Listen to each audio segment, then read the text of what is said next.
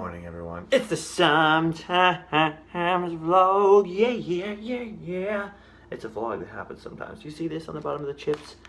Gluten free. These chips, thin and crispy chips, are so good.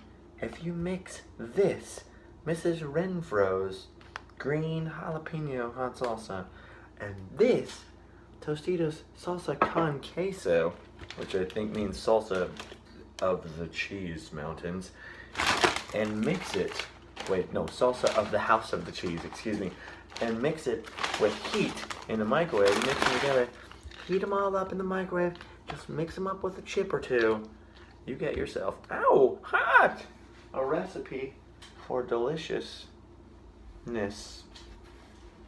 in your mouth. Combine it with a little Mountain Dew, and you've got, I haven't taken a shower yet, and I want nachos for breakfast, because I'm a grown-up. Hashtag freedom. There's a lot of maps. Yeah. And a lot of tour books, yeah, but it's always good to have them. Look at all these tips. I'll be so yes. smart. Yeah. I stopped over there for maps, and then I figured I might as well ask my insurance agent at the AAA about whether or not I could rent a car and my car insurance would cover it, if anything happens, so I don't have to get the rental car insurance, which by the way it does. And then I was in line because they were like, oh, we actually can do the booking of the rental car for you here and you get a discount, the whole thing. So I was waiting for that for a long time, and it got too awkward, so I came to buy a Mountain Dew, because Mountain Dew, I need it. So good. Almost there. Just pulling into my dentist's parking lot because I've got a cavity and it hurts, and I need them to look at it and tell me, do we need to solve this before or after a road trip here thing. Also, I don't know if I'm going to make it to Disney World on this particular road trip, but I will definitely be back at Walt Disney World this year. At least that's my plan. Last year I spent over a month's worth of days at Walt Disney World to get my value out of if I'm going to upgrade my pass to Disney World, then by Jove, I'm going to go there. And since I'm renewed at that pass level, that means I'm going to try and do the same thing this year. There's still a lot of stuff. The cool part about doing vlogs and what I do is that you get to document everything that's going on and share it with everybody else, which means we've had all kinds of adventures there, and so we're going to have more adventures there, believe me. It's just that Disney World's far off my agenda at the moment, but it's not like I've forgotten it or anything. I have a magnet now to remind me all the time.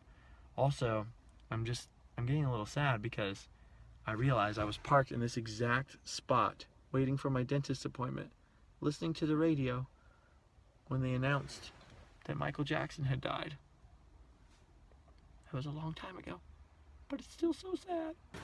I bet a lot of people go in the parking lot of their dentists and brush their teeth at the last second, and I drink Mountain Dew. I'm a bad patient. Also, they made a crown for me a long time ago, but the temporary crown was holding up pretty good, and I know they've had the real crown sitting in the dentist's office here for probably honestly, probably 3 months, and I just haven't called back or come in to do anything about it, so they're probably pretty grumpy with me. Also, right now I don't have an appointment. I'm just kind of coming here. I'm gonna walk in there and just be like, hey. Hi. I saw your Instagram comment, and that's when I was like, oh yeah, I probably should have gone in there sometime in the last several months. See? It must be good. Dr. J made such a good temporary crown, I didn't even want the real crown. That's your lower left. I've been here for so long. Okay, I'll be back tomorrow at 1 o'clock. Thanks, Justin. Yay! I don't know if that's good news or bad news. They're gonna make a glue and drill on me. Well, at least they were happy to see me and not cranky. I don't know if they would care if I said this, but my dentist also has a huge punk rock collection. Of memorabilia, shirts and cool old school posters and flyers, and I think he even has, or had at one point, Darby Crash's driver's license, just crazy stuff like that. He does all this dental work for people in various punk bands, some of them pretty massively huge bands, which is how I heard of him in the first place, because friends of mine in bands were like, yeah, you gotta go to this guy, he's the best guy. So yeah, my dentist was pretty cool, pretty legit. He hasn't stopped dentistrying yet, so I guess you could say. But he's too legit to quit. Right? Look at this place. I love the Orange Circle. Pretty much one of my life dreams is just to live somewhere either around the circle or actually in the circle. When I was like 16, I was looking for apartments here. When I was 18, I almost moved here, but decided it was better to go on tour with bands instead of, you know, live here. I love the Orange Circle so much. Those of you who've been watching the vlogs from the very beginning know how many millions of them I've done here. I pointed out that this has been used in Small Soldiers, the movie, also in Big Mama's House, and also most famously in the movie That Thing You Do, you know, the Tom Hanks movie he directed with Guy Patterson, the whole thing. Dude, That Thing You Do is so good. It keeps coming up a lot lately. I love that movie. I need to watch that movie. Anyway, I love it so much that I infected Tyler with my love of the Orange Circle. Adam the Woo and Tyler later moved to the Orange Circle. So all my friends get into the Orange Circle. The Orange Circle, or Plaza, as the city insists on calling it, but look at it. It's a big circle, for crying out loud. It used to be all like bargain basement, kind of dingy, old antique stores and pawn shops and like abandoned storefronts and old warehouses that were kind of empty. But Chapman University is really close to here, and it has grown so much that, well, I don't want to say the Orange Circle's become hipstery, but it's definitely become like trendy and gentrified. You wouldn't have had a craft beers office here 15, 20 years ago. No, sir. I want to be all anti, like, oh, I liked it before, it's cool, but two things. One, it was always cool because it was old and unique and interesting. And two, I don't care, I still super really like the Orange Circle, still want to live here. By the way, speaking of That Thing You Do and the whole, you know, movie, if you've seen the movie, you know that the guy in the camper comes along and tells the kids he wants to put their song on the radio. Look at this camper right here. A guy in a really nice camper wants to put our song on the radio. Give me a pen, I'm signing, you're signing, we're all signing.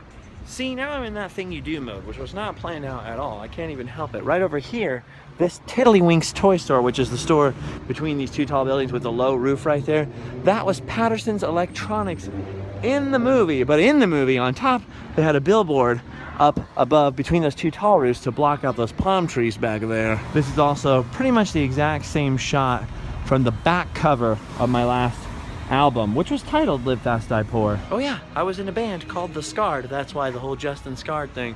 And the last album that I made with that band was called Live Fast Die Poor, which is why I have livefastdiepoor.com, which is why things are the way they are with the weird names and the what is going on, you know? So this was the electronics store right here, Tiddlywinks, where Guy Patterson was going in, hey, thumbs up to Dad, putting up the store display and all that stuff. And this is where they first heard their song on the radio. They're all running and everything. And if you saw the movie, this is where Giovanni Ribisi, aka Chad, every song is Wipe Out to Chad, you know, was jumping over the parking meters and fell. Chad fell and broke his arm.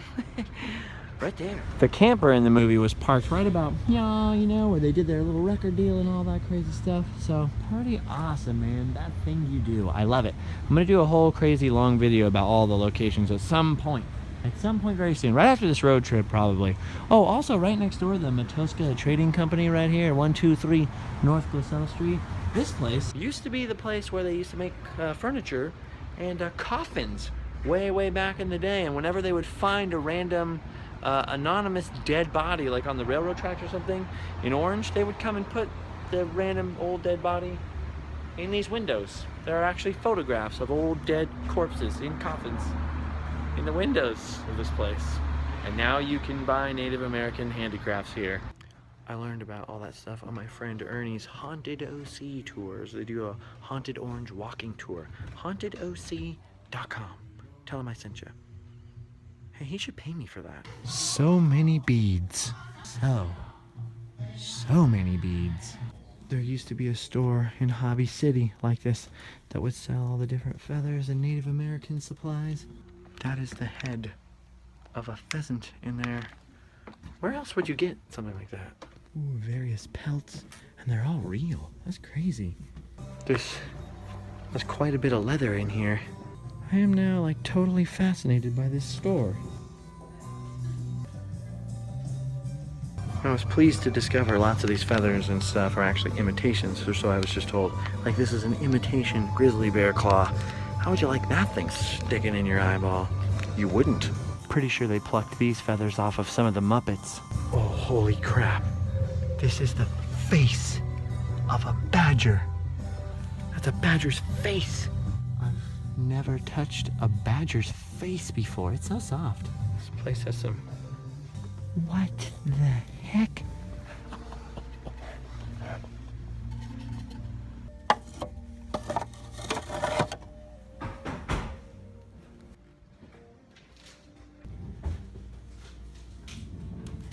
I particularly like the Native American Star Wars blanket. All Americans love Star Wars.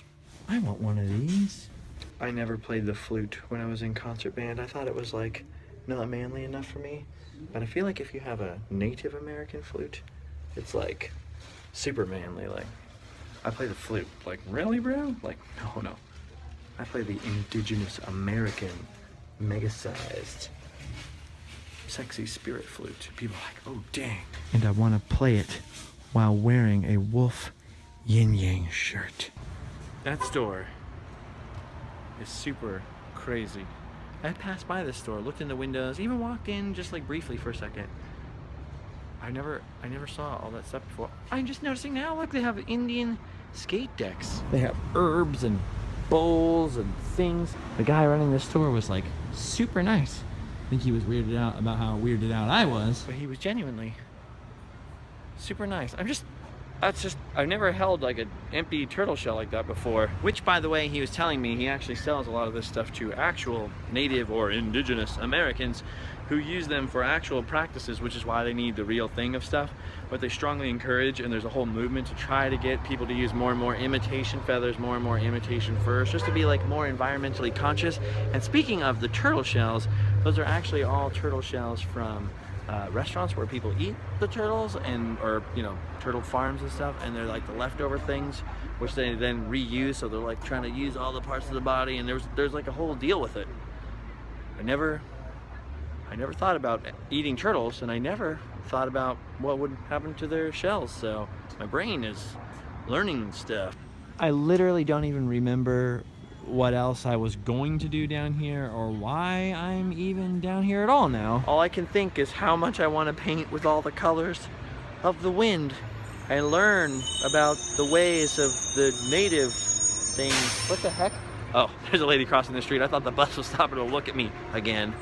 Now, I'm not sure if it's because of earthquakes or just that everything in Southern California was mostly built in the 1950s, but when you grow up here, you almost never see basements. Our houses really don't have them. There's just really no basements in the lives of people who grow up in Southern California. But because Old Town Orange is like 1800s-y instead of 1960s-y, there are some basements here. So to me, growing up around here, Orange was home of the creepy basements. Let me demonstrate.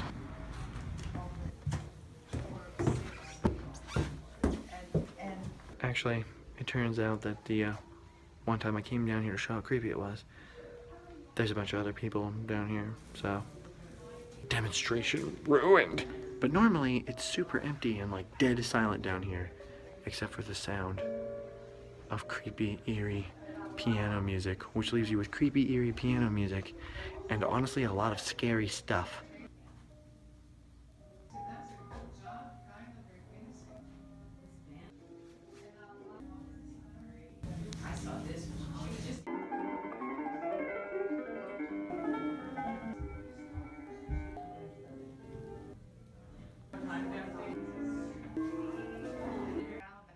See, even the Virgin Mary looks nervous about being down here. There is a lot of cool stuff down here though, like there's a bunch of tiki stuff. Angry Julio, this elephant stool thing, a sweet dragon chair, dang. And look at this, a doll that looks just like Allie, which is super cute and also kind of terrifying. Also, it's on top of a book of spells, maybe. None of that really has anything to do with anything else that I have done or am going to do today. It's just I wanted to show you the creepy basement. I swear to you, I've been in there like literally hundreds of times. Never seen another person down in that basement ever before, except for this one time I was down there talking about how creepy it was, and I think doing a bunch of Snapchats or something, and I turned around and there was a guy just right next to my face who worked there, and he was like, It is creepy down here.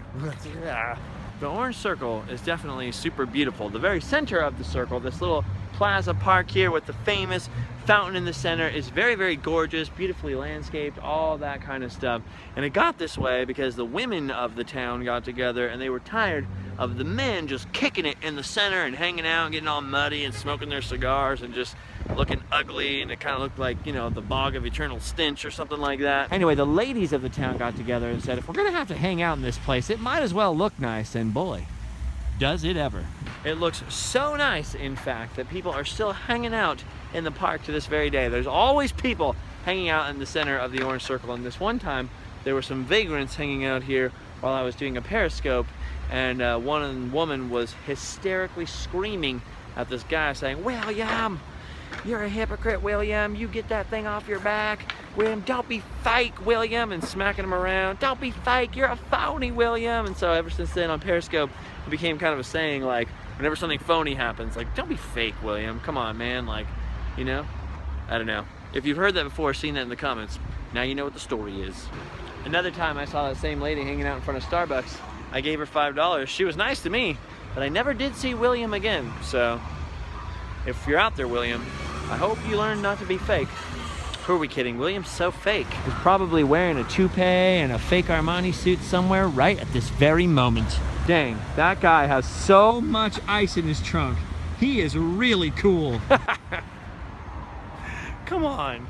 One of the things I hear from people all the time is, oh, I'm gonna write a song or start a YouTube channel or do a painting. It's just, I don't have any ideas. Once I get some ideas, I'm gonna write a book, or I'm gonna do this, or I'm gonna do that. I just need some ideas, And part of the problem with having a creative job or working in any kind of creative field at all is that you do have to have ideas, like all the time. And so there's an ongoing running thing of like trying to get inspiration and trying to do whatever. So ever since I worked in graphic design or as a songwriter, or even now doing the YouTube thing, I always like to come down to the orange circle and go into the antique shops just because I get inspired by random stuff, you know? Apple guy. Like, I just love looking at all the things, and because there's so many things to look at and you kind of move quickly, you have to make snap judgments. Like, do you love it? Do you hate it? Is it weird? Is it cool? Is it awesome? Like, just, you have to learn like really quickly. Is this good? Is this bad? Like, for example, I love this. Totally love this. Not too fond of this. Doesn't do it for me. Hi. Love it. Love it. Groovy. Do not love it. Ooh, I really love this. Sweet. Awesome. Gross. Neat. What? Scary. Fish. Weird. Awesome. Amazing. Pass. No. Yes. Yes. Yes. Yes.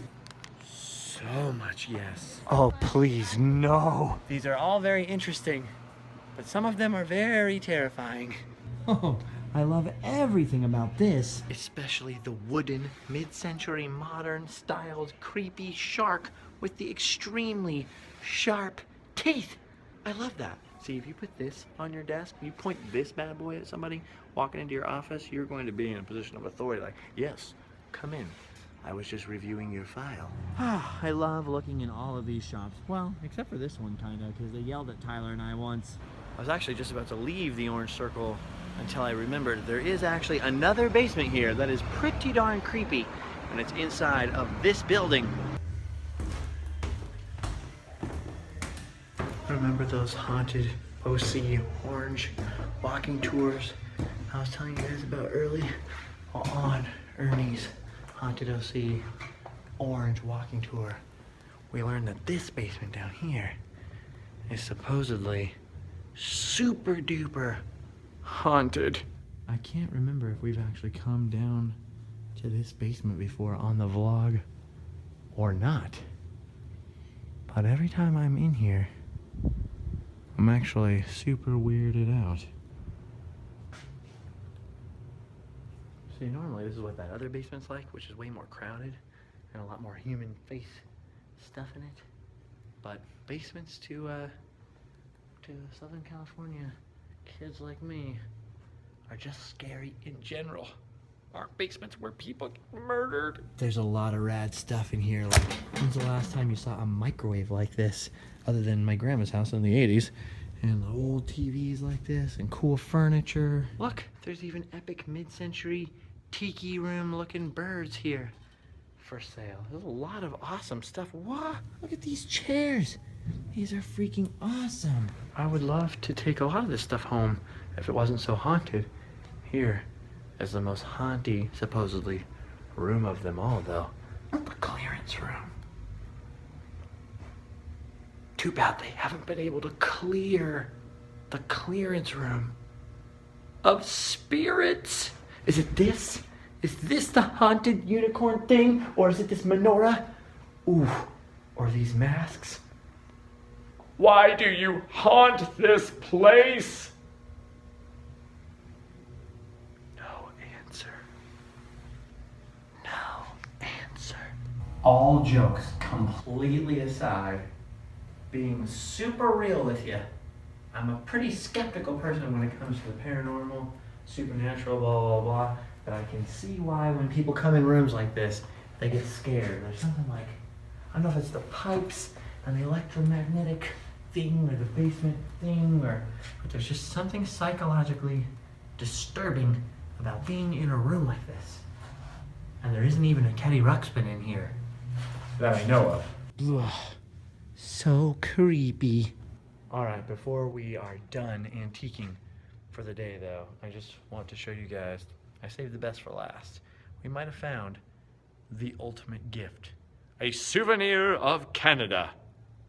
It's a moose tab. Right? See, just look at how awesome all those old-timey houses are. I mean, every single one of them costs well over $500,000, if not $750,000, if not $1 million. So maybe I'll never own one. But I would love to try. All right, time for me to go home and get some dinner. I'm hungry. I would have shown you guys all of breakfast, by the way, but it was Nacho Breakfast. Remember? Because it was Nacho. So. I would have shown you guys all of breakfast, by the way, but it was Nacho Breakfast. Nacho Breakfast. What's wrong with you guys? That's funny.